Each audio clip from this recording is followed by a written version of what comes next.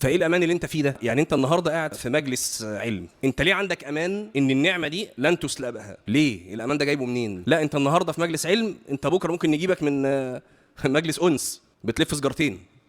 انا انت فليه الامان ده يا جماعه؟ مش احنا عارفين قصص لناس كانت في قمه الطاعه وبعدين راحت لفين؟ للشرك. بل نوه الله عز وجل على بعض هذه القصص في القران.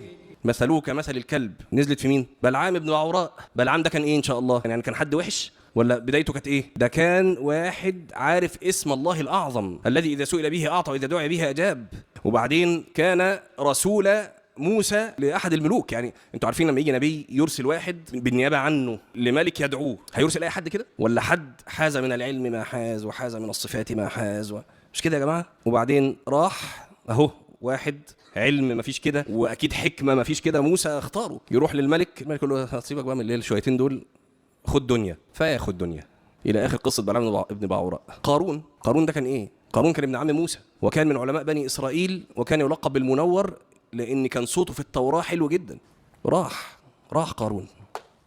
فانت ايه الامان اللي انت فيه ده؟ ان انت في حال معينه، حفظ قران، حال قيام ليل، حال طلب علم، حال اي حال، ما يؤمنك. لابد ان تكون خائفا من مكر الله عز وجل بك. ويمكرون ويمكر الله والله خير الماكرين.